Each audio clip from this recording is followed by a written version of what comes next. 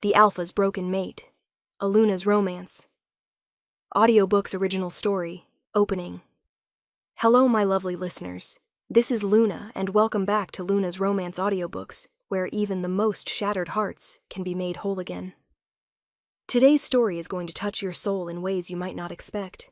It's about trauma and healing, about finding love when you think you're too damaged to deserve it, and about an alpha who sees beauty in broken things. This is The Alpha's Broken Mate. So settle in, grab something comforting, and let me tell you about a woman who thought she was beyond saving, and the alpha who proved her wrong. Let's begin. Prologue. They say you can't break what's already shattered. They're wrong. I learned that lesson 3 years ago, in a basement that smelled like blood and fear and desperation. I learned it through pain so intense it rewrote my DNA, changed the fundamental structure of who I was. I used to be Sage Rivera, daughter, friend, Omega, with dreams of becoming a teacher. Now I was just broken. The scars on my body had healed mostly. The ones on my soul never would. Sage? Dr. Chen's gentle voice pulled me from my thoughts. Can you tell me about the nightmare you had last night? I stared at the tissue box on her desk, the same box that had been there for all 6 months of our sessions. I'd never used one. Couldn't cry anymore. That part of me had died in the basement, too. It was the same one, I said flatly.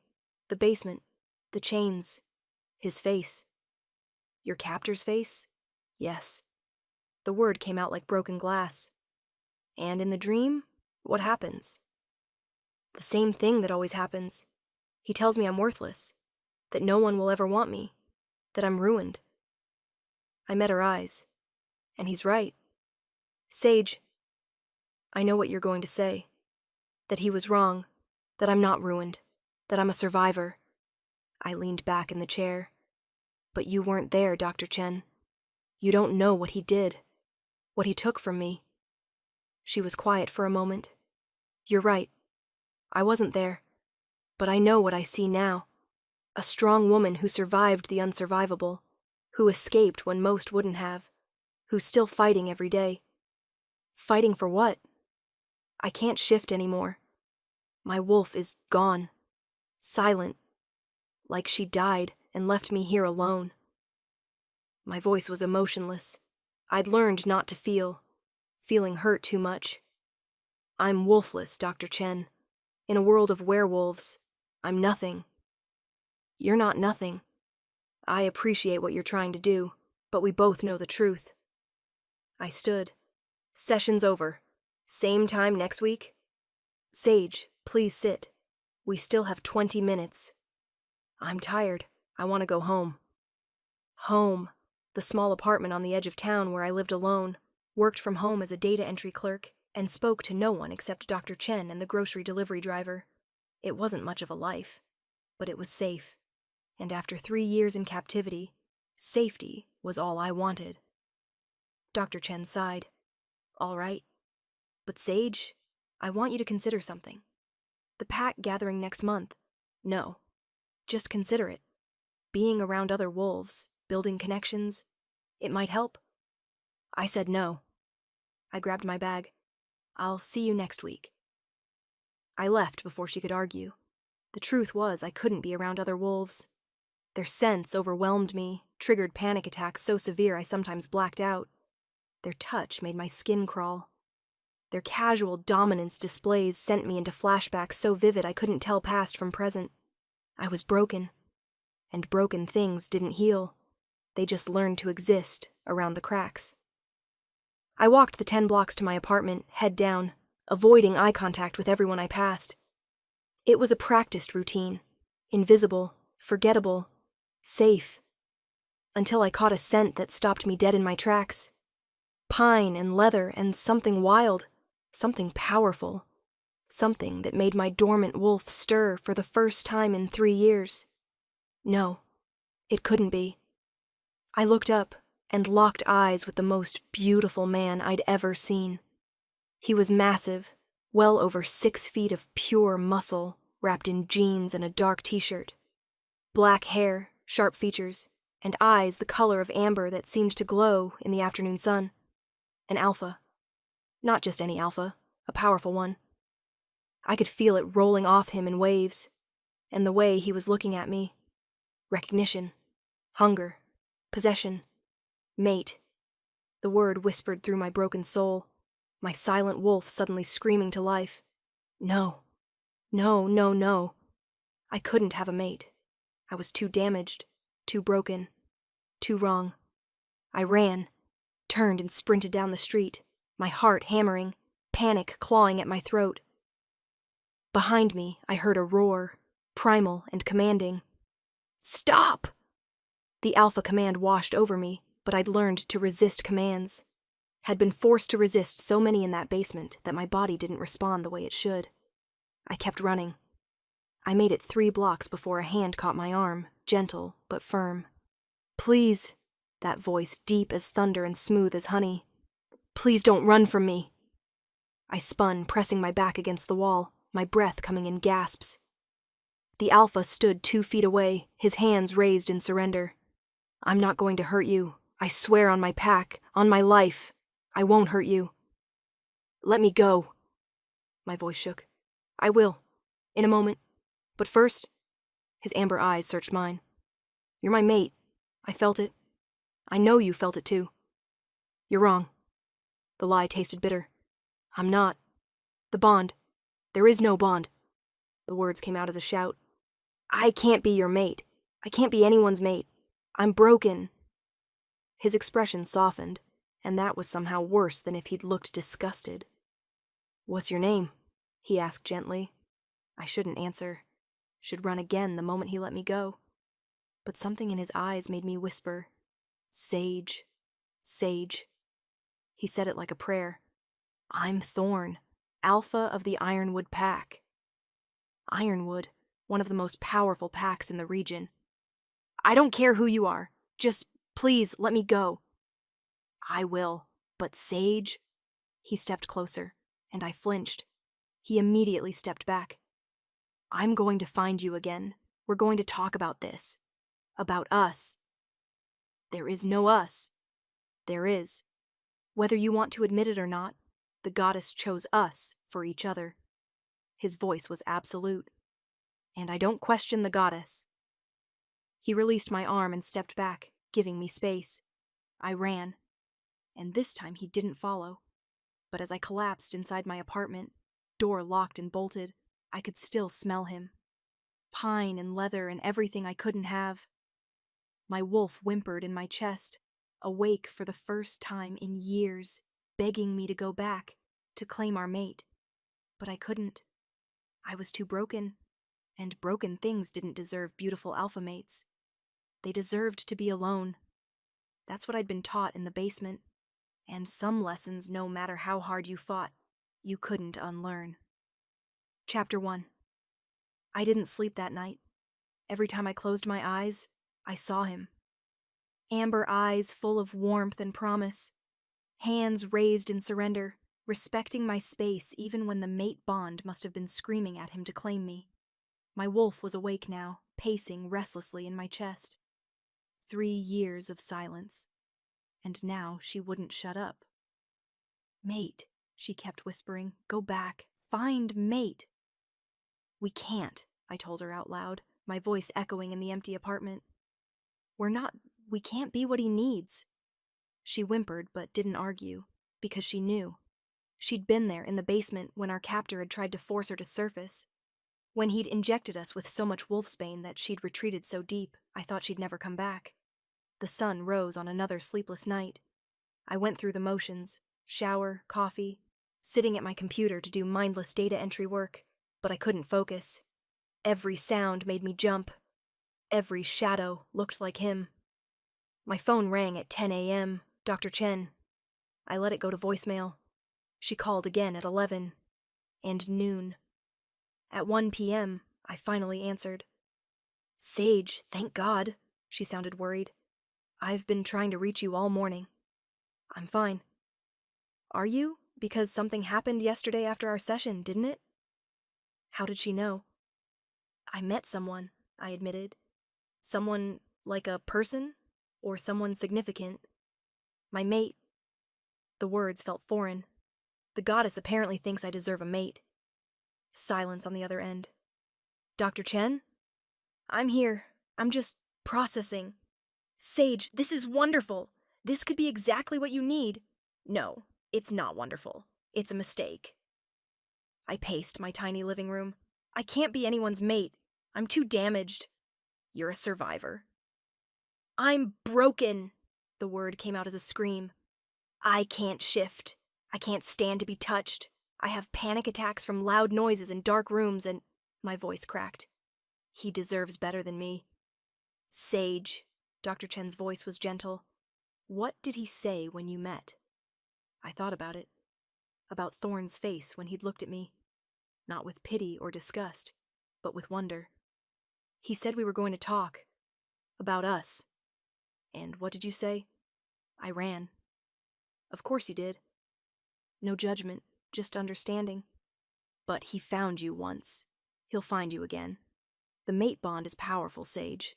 It doesn't let go easily. What if I can't do this? What if I have a panic attack the moment he touches me? What if it's wonderful? What if he's patient and kind and exactly what you need to heal? That's not realistic. Neither is running from your fated mate. Dr. Chen paused. I want to see you tomorrow. Emergency session. We need to talk about this before he finds you again. Okay.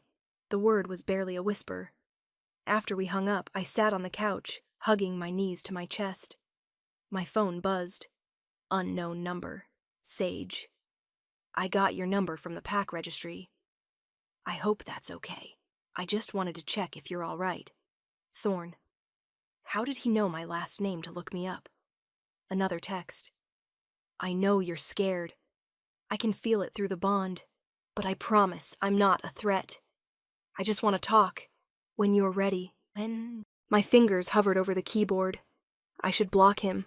Should change my number again. Move to a new town. Disappear. But my wolf was howling, begging me to answer. Me. I'm not ready. His response was immediate. That's okay. I'll wait. But Sage, I'm not going anywhere. You're my mate, and I'm not giving up on us. I stared at the message for a long time. Part of me wanted to believe him. Wanted to think that maybe, somehow, this could work. But the larger part, the part that had been broken in that basement, knew better. Mates were supposed to love you, protect you, cherish you. My wolf's last mate had sold me to my captor for drug money. Why would this time be different? I made it 2 days before Thorn found me again. I was at the grocery store, my once-weekly trip that I always made at 6 a.m. when it was nearly empty. I was in the cereal aisle, trying to decide between 2 brands, when his scent hit me. Pine and leather and home. No, not home. Nothing was home anymore. I turned to find him standing at the end of the aisle, a basket in his hand like he was just another shopper.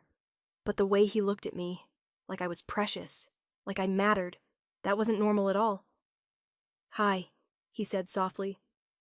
My fight or flight response kicked in, but I forced myself to stay still. Running just delayed the inevitable. Hi, I managed. Is it okay if I come closer? I promise I'll keep my distance. The fact that he asked, that he waited for permission, made my chest ache. Okay. He moved slowly, deliberately, stopping about 6 feet away. Close enough to talk, far enough that I didn't feel trapped. You look tired, he observed. I don't sleep much. Because of me? Because of a lot of things. I gripped my shopping basket. What do you want, Thorn? Coffee, a conversation, a chance to know my mate. I'm not... I cut myself off. I can't do this. Can't or won't. Both. I met his amber eyes. I'm not what you think I am. I'm not some perfect mate you can claim and complete the bond with and live happily ever after. I never thought you were perfect. His voice was gentle. I thought you were mine. Well, I'm not. Yes, you are. And I'm yours, whether you accept it or not. He shifted his weight. I did some research. Asked around. I know what happened to you, Sage. My blood turned to ice. You had no right. I had every right. You're my mate. I needed to know what hurt you, so I'd know how not to make it worse. His eyes were sad. I know about the captivity. About what he did to you. About how you escaped. Shame flooded through me. He knew. He knew how weak I'd been, how easily I'd been taken, how long I'd endured before finally fighting back. Then you know why this won't work, I said. I'm damaged goods, Thorn. Your pack deserves a Luna who's whole, who's strong. You are strong. You survived 3 years of hell and came out the other side. That's the definition of strength. I can't even shift anymore. I don't care. You should. The words came out harsh. An alpha needs a mate who can fight beside him, who can protect the pack. An alpha needs a mate, period. Everything else is negotiable. I laughed bitterly. You don't know what you're saying. You don't know how broken I am. Then show me. He took a small step closer. Let me in, Sage. Let me see the broken parts. I promise I won't run. Everyone runs eventually. I won't. The certainty in his voice made me want to believe. Give me a chance.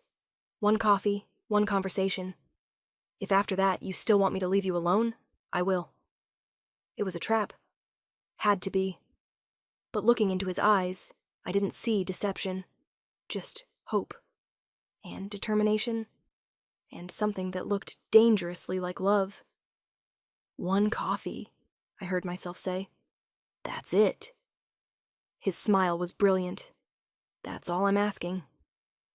The coffee shop was small and quiet, tucked away on a side street where I felt safer than in the busy downtown cafes. Thorn sat across from me, his large frame making the delicate chair look ridiculous. He'd gotten me a vanilla latte without asking, somehow knowing exactly how I took my coffee. Mate bond, probably. The damn thing was getting stronger every minute we spent together. Tell me about yourself, he said. Not the trauma stuff, the real stuff.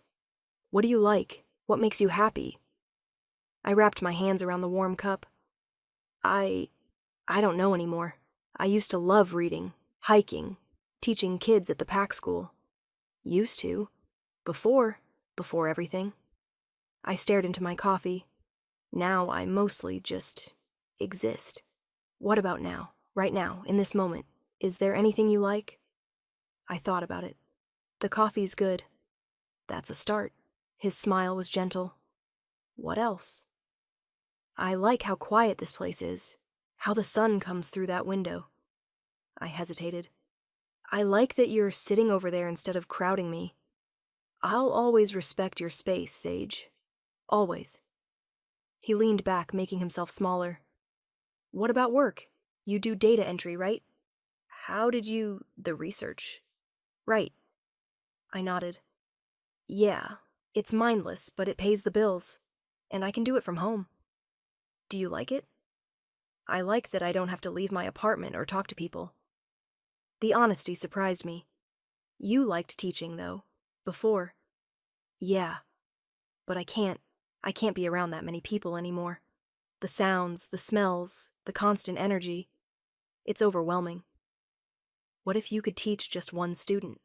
Or a small group, all adults who understood boundaries? I looked up sharply. Why?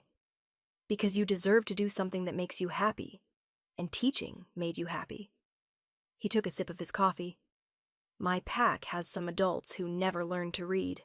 They'd benefit from a patient teacher.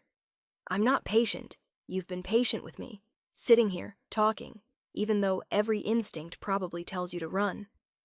His amber eyes held mine. That takes incredible patience and courage. No one had called me courageous in ever. I'm not brave.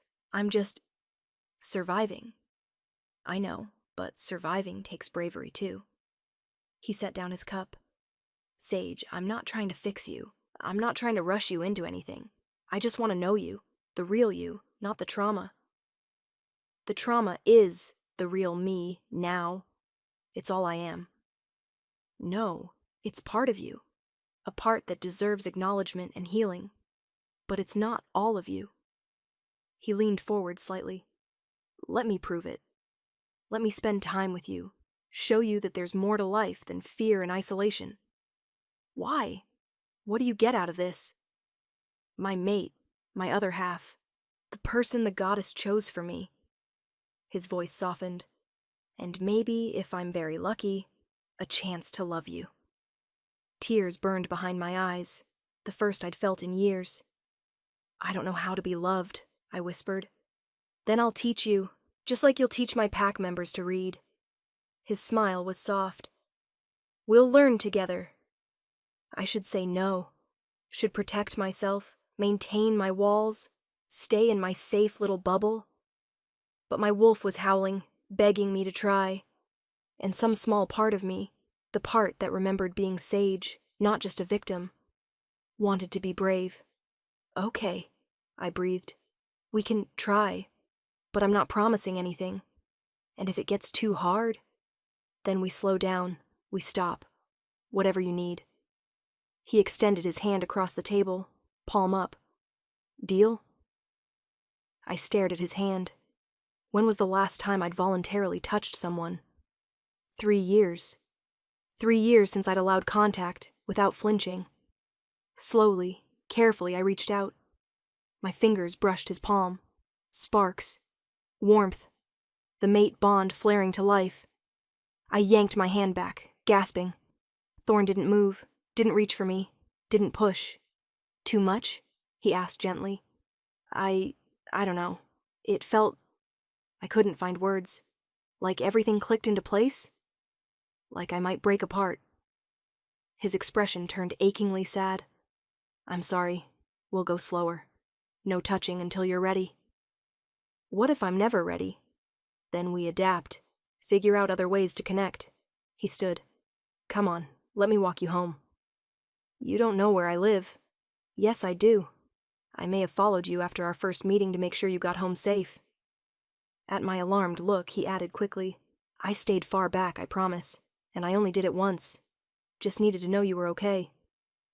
I should be angry about the stalking. Instead, some broken part of me felt protected. We walked in silence, Thorn keeping a careful 3 feet between us. When we reached my building, I turned to him. Thank you for the coffee, for being patient. Thank you for trying. His smile was warm. Can I see you again? Tomorrow, maybe? Tomorrow felt too soon, but next week felt too far. Friday, I said. Same coffee shop. It's a date?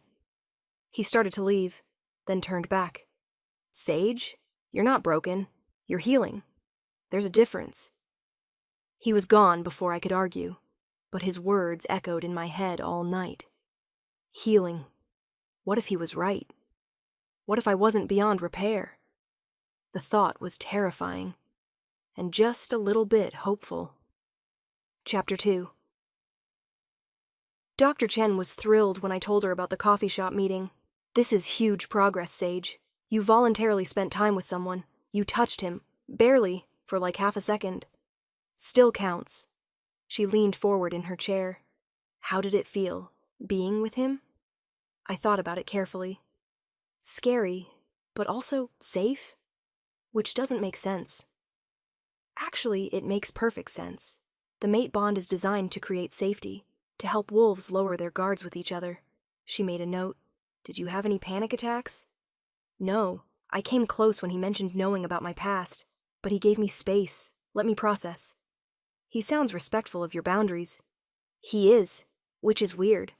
Alphas don't usually... I trailed off. Don't usually what?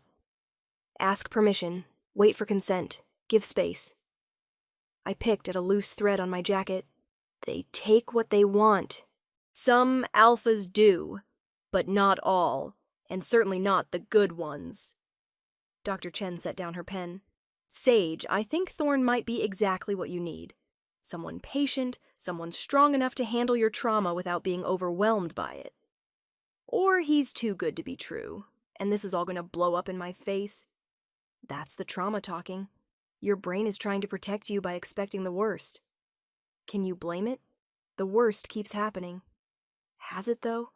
You escaped. You're alive. You're healing, slowly but surely. And now you have a mate who seems committed to supporting that healing. She smiled. Those aren't bad things, Sage. I wanted to argue, but she had a point. What if I mess this up?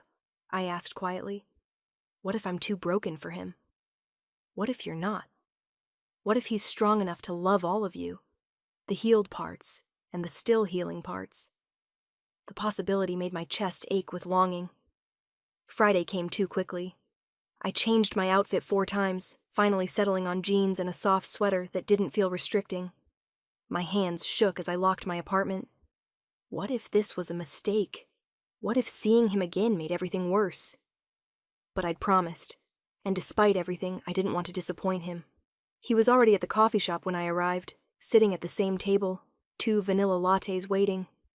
His face lit up when he saw me. You came. I said I would.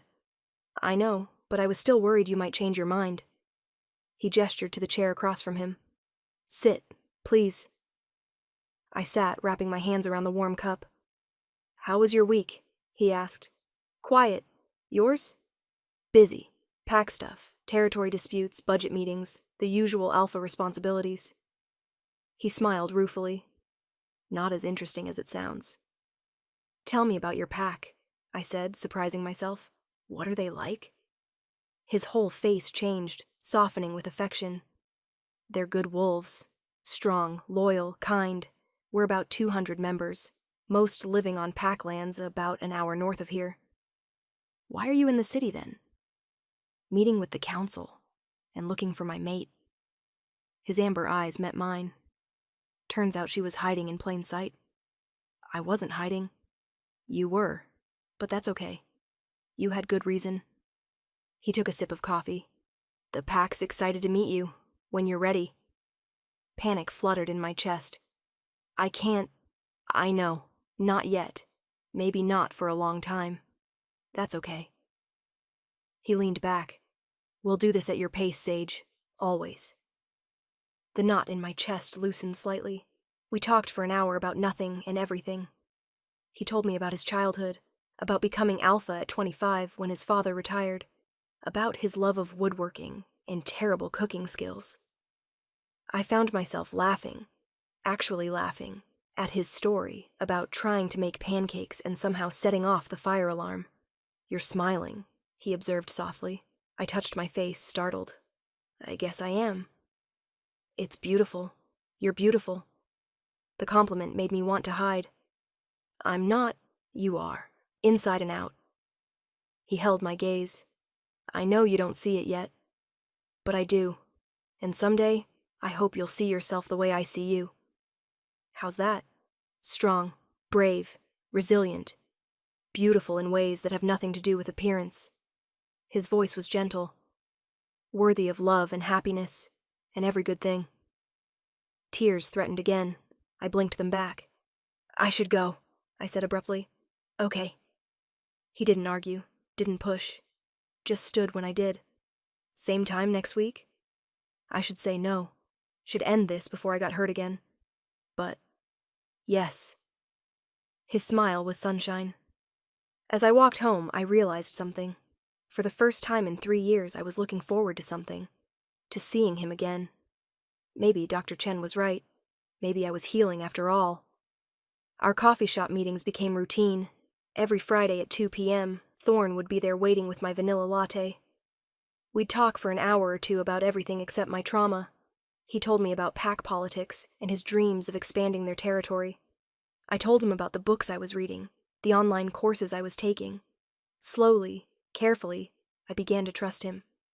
In the 6th week, he brought something. I made you something, he said, pulling out a small wooden box. If you don't like it, that's okay. I just thought... I opened the box. Inside was a carved wolf, small enough to fit in my palm. The detail was exquisite. Every hair, every feature perfectly rendered. It's your wolf, Thorne said quietly. The way I imagine she looks. Beautiful and strong. My breath caught. Thorne. You said she's silent. That you can't shift. But she's still there, Sage. Still part of you. And she's beautiful, just like the rest of you. I traced the carving with one finger, tears spilling down my cheeks. Hey, Thorn's voice was alarmed. I'm sorry. I didn't mean to upset you. I'm not upset. I looked up at him. This is the most thoughtful thing anyone's ever done for me. Then people are idiots. He smiled softly. Keep it. As a reminder, you're more than your trauma. You're a whole person with a wolf who loves you. I clutched the carving to my chest. Thank you. You're welcome. That night, I placed the carved wolf on my nightstand, and for the first time in years, I slept without nightmares. Chapter 3. Week 8 brought a setback.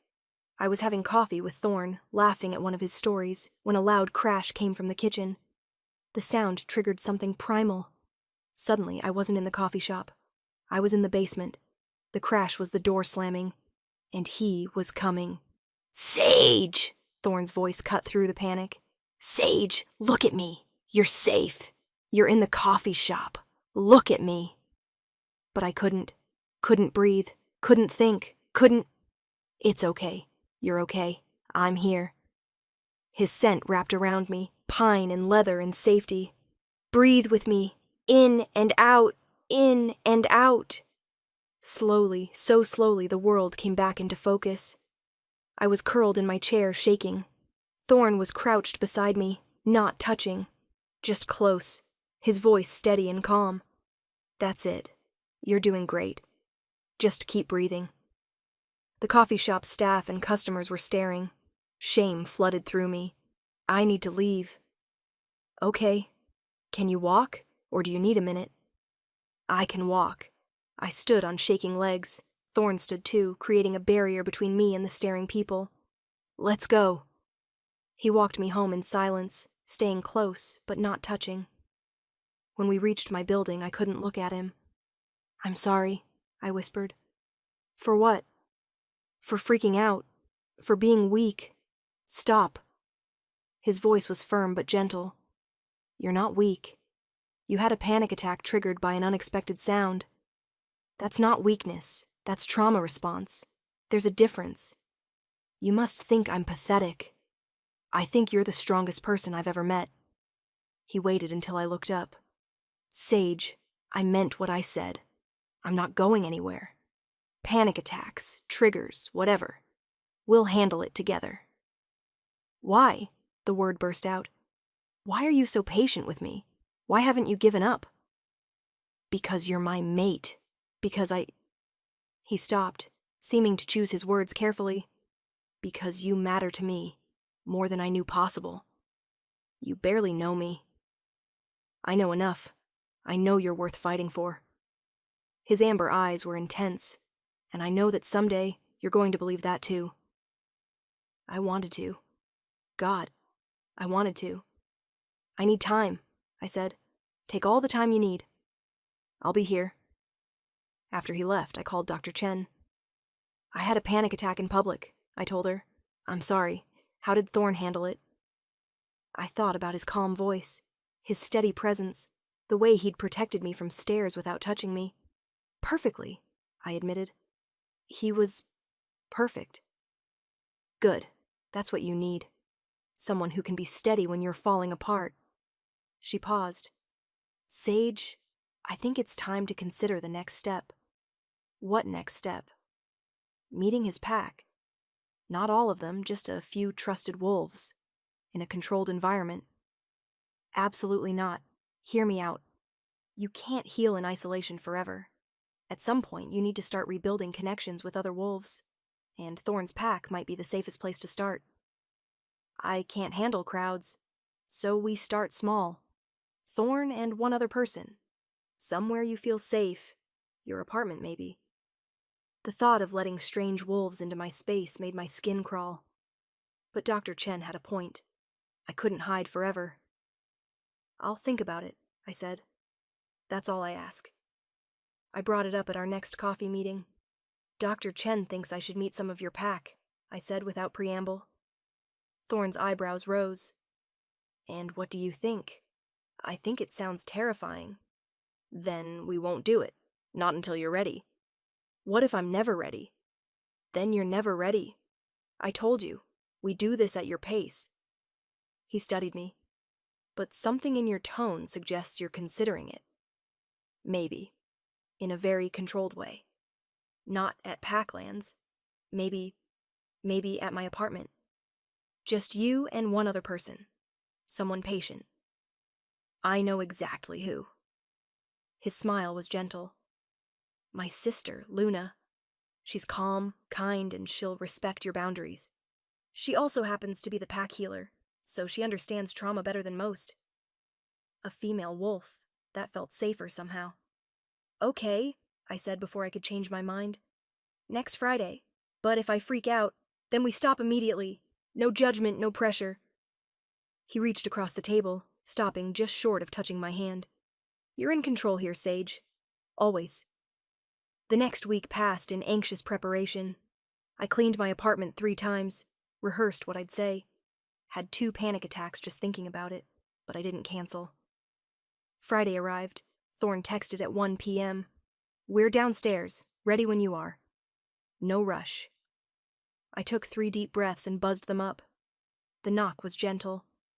I opened the door to find Thorn and a woman who looked like a softer, feminine version of him. Same dark hair, same amber eyes, but where Thorn was all sharp edges and contained power, she radiated warmth. Hi, she said with a gentle smile. I'm Luna. It's so nice to meet you, Sage. She didn't try to hug me or shake my hand, just smiled and waited. Come in, I managed. They entered carefully, both of them staying near the door until I gestured to the couch. Your apartment is lovely, Luna said, settling onto the far end of the couch. So cozy and peaceful. Thank you. I perched on the chair across from them, my body tense. Thorn caught my eye and gave me an encouraging nod. Thorn tells me you used to teach, Luna said. I'd love to hear about that. And just like that, we were talking. Luna was easy to talk to, asking questions but not prying, sharing stories about the pack school without pressuring me to visit it. She told me about her work as a healer, the challenges and rewards. An hour passed, then 2. My shoulders slowly relaxed. My breathing evened out. This wasn't so bad. Would you like some tea? I found myself asking. I'd love some, Luna said warmly. While I was in the kitchen preparing it, I heard her whisper to Thorn. She's perfect for you. I know, he whispered back. If she'll have me. She will. Give her time. When I returned with the tea, they were sitting quietly, not whispering anymore. We talked for another hour before Luna checked her watch. I should get back. Pack business. She stood gracefully. Sage, thank you for having me. This was wonderful. I hope we can do it again. Maybe, I said. Then, surprising myself, yes, I'd like that. Her smile was radiant. After they left, I collapsed on the couch, emotionally exhausted but also proud. I'd done it. I'd let strange wolves into my space and survived. It was a small step, but it was a step forward. Chapter 4. Over the next month, Luna visited 3 more times. Each visit I relaxed a little more, started to trust a little more. She told me about the pack, the families, the traditions, the way everyone looked out for each other. It sounded nice. Foreign, but nice. You should visit, she said during the 4th visit. Not the main pack house. That would be overwhelming. But maybe Thorn's cabin. It's secluded, peaceful, just the 3 of us. I looked at Thorn, who'd been quietly supportive through all of Luna's visits. Your cabin? On the edge of Packlands, surrounded by forest. Very private. His eyes were hopeful. You'd be safe there. I promise. Safe. The word I'd been chasing for 3 years. Okay, I said. But if I want to leave, we leave immediately. I'll drive you myself. Thorn's voice was absolute. You're in control, Sage. Always. The following Saturday, Thorn picked me up at noon. The drive took an hour, winding through increasingly dense forest. My anxiety spiked with every mile from the city. We can turn around, Thorn said quietly, sensing my distress through the bond. Anytime. Just say the word. No, I want to do this. I gripped the door handle. I need to do this. The cabin appeared through the trees, a beautiful wooden structure that looked like it had grown from the forest itself. Inside, it was warm and inviting. Large windows looked out onto the woods. A stone fireplace dominated one wall. Everything smelled like pine and thorn. It's beautiful, I said. My grandfather built it. I come here when I need peace. He set my bag down. You'll stay in the bedroom. I'll take the couch. You don't have to. Yes, I do. You need your own space, your own door you can lock. He showed me the bedroom, cozy, with its own bathroom. See? Lock works perfectly. The fact that he understood, that he anticipated my needs, made my chest ache. Luna arrived an hour later with enough food for an army. I wasn't sure what you liked, so I brought everything, she said cheerfully, unpacking containers. We spent the afternoon talking, eating, and, for the first time in years, I felt almost normal. As the sun set, Luna excused herself. I should head back. Let you two have some time. She hugged Thorn, then surprised me by asking, Can I hug you, Sage? It's okay to say no. I stiffened. Physical contact still felt impossible. Maybe next time, I said. I'll hold you to that. She smiled warmly and left. Alone with Thorn, the cabin suddenly felt much smaller. Want to sit on the porch? He asked. The stars are amazing out here. We sat on the porch swing, a careful foot of space between us, and watched the sky darken. Thank you, I said quietly, for being patient, for not pushing. You're worth the wait. He looked at me, his amber eyes reflecting starlight. All of this, the slow pace, the careful steps. It's not a burden, Sage. It's a privilege. Getting to know you, earning your trust, watching you heal, I wouldn't trade it for anything. Even a normal mate, one who isn't broken. You're not broken. You're healing. And you're mine. That makes you perfect. The certainty in his voice made me brave. Can I ask you something? I said. Anything. Why haven't you tried to complete the bond? Most alphas would have demanded it by now. Because I'm not most alphas. And because forcing you into anything would destroy the trust we've built. He shifted to face me. The bond will happen when you're ready. If you're ever ready. And if you're never ready, then we'll figure out another way. But I won't pressure you, Sage. Not about this. What if I'm never ready? Then we'll be mates who never completed the bond. Unconventional, but not unheard of. His smile was soft. I'd rather have you unbonded than not have you at all.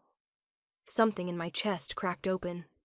All my life I'd been told that Omegas existed to serve Alphas. That our purpose was to submit, to bond, to produce heirs. Thorn was offering me choice. Real, genuine choice. I'm not sure I can ever be intimate, I whispered. What he did to me. The thought of anyone touching me that way. Then we won't be intimate. Not in that way. Thorn's voice was gentle. Sage, there are lots of ways to be mates. Lots of ways to love each other. We'll find what works for us. You'd really be okay with that? Never. I'd be okay with whatever you need me to be okay with. He held my gaze. You're not a body to me. You're a person, a soul, my mate. And I love you exactly as you are. Love. The word hung in the air between us. You love me? I breathed. Yes. I know it's fast. I know we're still getting to know each other, but... He ran a hand through his hair. From the moment I saw you, something in me recognized something in you. And every day since, I've fallen a little more in love. Tears slid down my cheeks. I don't know if I can love you back. I don't know if that part of me still works. That's okay. Love isn't transactional. I love you whether you love me back or not. He smiled sadly, though I hope someday you might. I looked at this beautiful, patient, incredible alpha who'd spent months earning my trust, respecting my boundaries, loving me despite my brokenness. And I realized something. Maybe I wasn't as broken as I thought. I think, I said slowly, I might already be falling in love with you too. His sharp intake of breath made me look up. You mean that? I'm terrified, and I don't know what this means or where it goes. But yes, I think I love you, Thorn. He reached out slowly, telegraphing his movement, giving me time to pull away. I didn't. His hand cupped my face, gentle as a whisper, and I didn't flinch. Can I kiss you? He asked softly. My heart hammered. Physical intimacy still terrified me. But this was Thorn. My mate. The man who'd spent months proving he'd never hurt me. Yes, I whispered. He leaned in slowly, giving me every chance to change my mind. His lips touched mine. Soft, sweet, reverent. The mate bond exploded with warmth and light and rightness. When we pulled apart, I was crying. Too much? Thorn asked, concerned. No, perfect. I touched my lips in wonder. That was perfect. First of many, I hope. Maybe, I smiled through my tears. If you're patient. Always. He pulled me gently against his side, and for the first time, I let myself be held. We sat like that for hours, watching stars and learning what it meant to trust, to heal, to love. Chapter 5. The breakthrough with physical touch changed everything. Not all at once. I still had bad days, still flinched sometimes, still needed space. But slowly, carefully, I learned that Thorn's touch was safe, that his kisses were gentle, that his presence calmed rather than threatened. 3 months after that first kiss, I moved into his cabin. Not permanently, just weekends at first. But it felt right, being there with him, surrounded by forest and peace. Dr. Chen was thrilled with my progress. You're doing amazing work, Sage. Really transformative healing. I have good support, I admitted. Thorn's been incredible. He has. But don't discount your own strength. You're the one doing the hard work of healing. What if I backslide? What if something triggers me and I go back to how I was? Healing isn't linear. You'll have setbacks. That's normal. Expected, even. She leaned forward. But you have tools now. Coping mechanisms. Support. You're not alone in this anymore. Not alone. The word settled into my chest with unexpected warmth. For 3 years I'd been utterly alone. Now I had Thorn. Luna. Even some of the other pack members I'd started cautiously meeting. I had a support system. A family. One evening Thorn brought up something I'd been dreading. The pack wants to officially welcome you, he said carefully. Nothing big, just a small gathering. Maybe 20 wolves, all people you've met before. At the cabin, so you're comfortable. My immediate instinct was to refuse, but I thought about Dr. Chen's words, about needing to take steps forward, not just stay in safety. Okay, I said, but if it's too much, we shut it down immediately. He took my hand. You're in control, love. Always. Love. The endearment still made my heart flutter. The gathering was set for the following Saturday.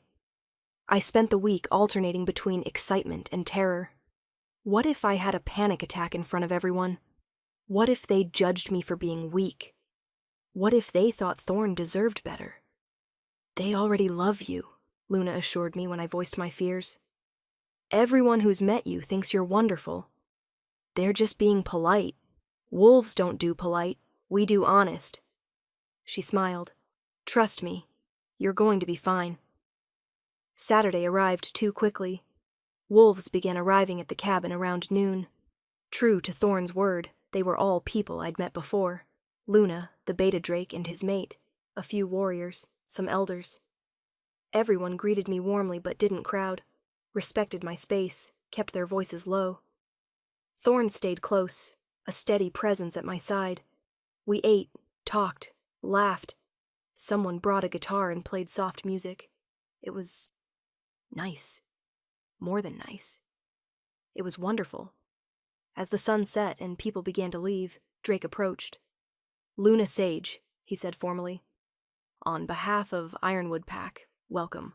We're honored to have you." Luna. He'd called me Luna. I looked at Thorn in panic. We haven't...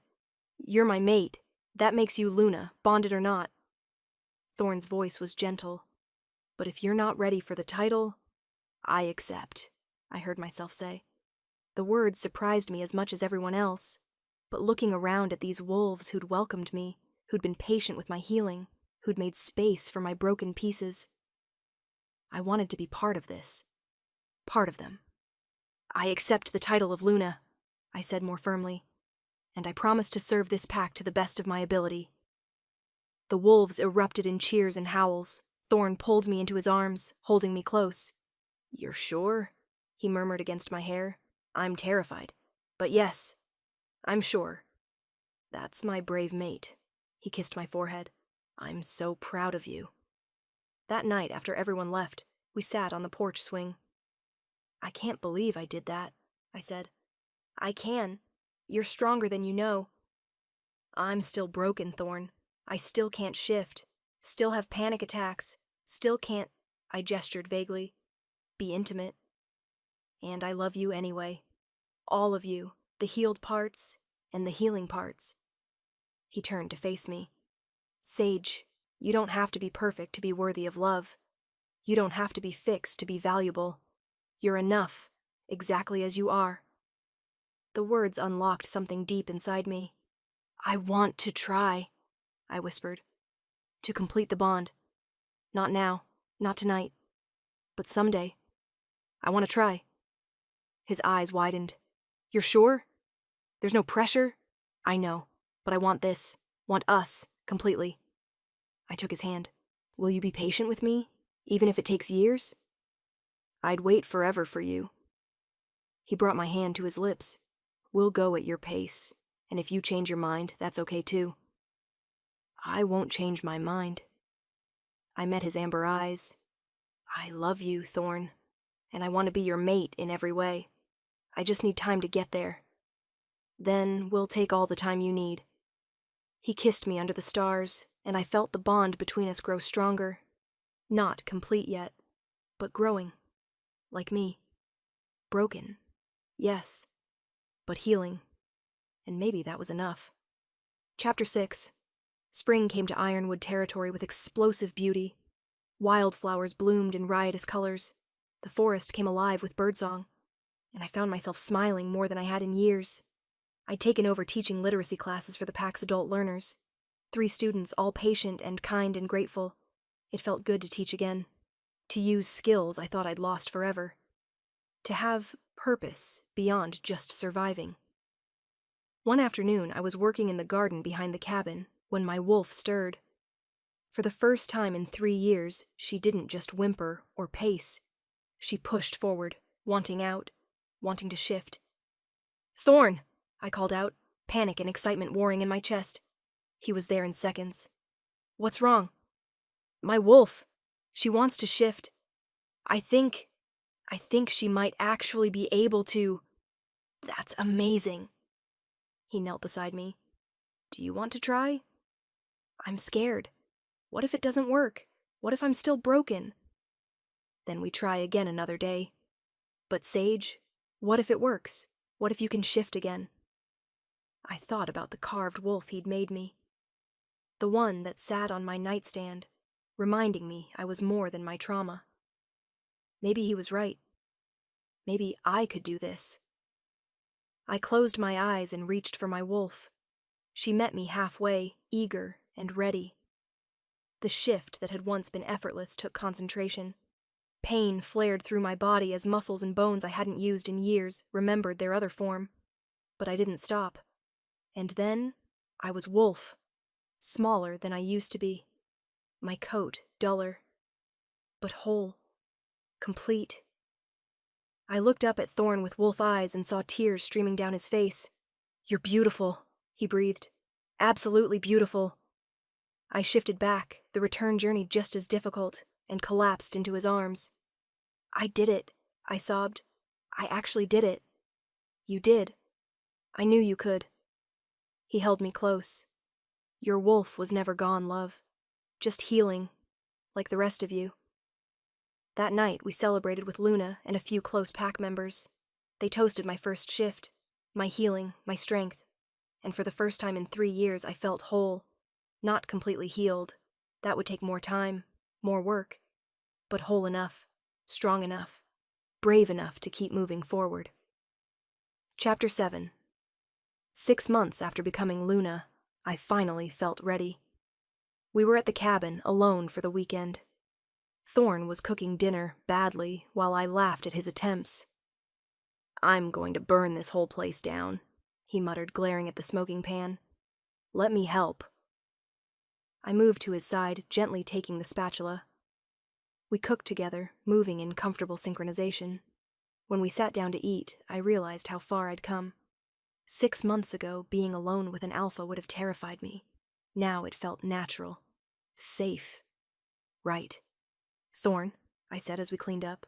"I'm ready. To complete the bond." He went very still. "You're sure? Because we can wait." "I'm sure." I turned to face him. "I love you. I trust you. And I want to be fully bonded with you." His eyes searched mine. "This isn't about feeling obligated, is it? Because you're Luna now, or because you think I'm waiting. It's about me wanting this, wanting you, all of you." I took his hands. "I'm still scared. Still have moments where I might panic. But I want to try. With you." "Then we try. At your pace. And if you need to stop." "I know. We stop." I pulled him closer. "Kiss me?" He did, slow and sweet and perfect. And for the first time, I let myself fully feel it. Let myself want without fear holding me back. The bonding was tender and gentle. Thorn constantly checked in, making sure I was okay, giving me control. When his teeth finally sank into my neck, marking me as his, the bond completed with a brilliant flash of light and warmth. I was his. He was mine. Forever. Afterward, we lay tangled together, the bond singing between us. "How do you feel?" he murmured. "Complete, whole, happy." I looked up at him. "Loved. You are loved. So deeply loved." He kissed me softly. "Thank you for trusting me with this. With you. Thank you for waiting. For being patient. For loving me even when I was too broken to love myself." "You were never broken. Just healing." He held me closer. "And now look at you. Luna of Ironwood Pack. Teacher. My bonded mate. You're everything I ever dreamed of and more." Tears slipped down my cheeks. Happy tears this time. "I love you," I whispered. "I love you too. Forever." We fell asleep wrapped in each other, the bond warm and perfect between us. Broken once, yes, but healed now, and stronger than ever. Chapter 8. 1 year later, I stood in front of the pack school, watching children stream out for recess. My students, now numbering 12 adults and 15 children, waved as they passed. "Luna, are you coming to the Harvest Festival tonight?" "Wouldn't miss it," I called back. The Harvest Festival, a pack tradition I'd helped organize this year. A year ago, the thought of being around that many wolves would have sent me into a panic attack. Now, I was excited. Thorn appeared, sliding his arms around my waist from behind. "How was teaching today?" "Wonderful. Little Emma learned to read a full sentence on her own. That's our Luna, changing lives one letter at a time." He nuzzled my neck, right over the mate mark. "I have news." "Good news or bad news?" "Good. The council approved our proposal. We can officially open the Trauma Recovery Center next month." I spun in his arms. "Really? They approved funding?" "Full funding, plus support from 3 neighboring packs." His smile was brilliant. "You're going to help so many wolves, Sage." The Trauma Recovery Center had been my idea. A safe space for wolves recovering from abuse, captivity, or assault. A place where they could heal with professional help, support groups, and understanding. "I can't believe it's really happening," I breathed. "Believe it. You made it happen." He kissed me softly. I'm so proud of you. We walked to the festival together, hand in hand. The pack grounds were transformed. Lanterns hanging from trees, tables laden with food, music filling the air. Luna rushed over, her own mate Cole beside her. She'd found her fated mate 6 months ago, and I'd never seen her happier. Sage, I need your help. The children's choir is having a meltdown about their performance. On it. I squeezed Thorn's hand and followed Luna. The evening passed in a blur of laughter and music and joy. As the sun set, Thorn called for everyone's attention. Before we continue the celebration, I have an announcement. He pulled me to his side. As you all know, Luna Sage has been working tirelessly on the Trauma Recovery Center. Thanks to her vision and determination, we break ground next month. The pack erupted in cheers. But there's more. Thorn smiled down at me. Luna Sage, would you like to tell them? I looked at the pack. My family, wolves who'd welcomed me when I was barely functional. I'm pregnant, I said, my voice carrying across the suddenly quiet crowd. We're having a pup. The roar of celebration was deafening. Wolves rushed forward to congratulate us. Luna was crying happy tears. Even Drake, the stoic beta, was grinning.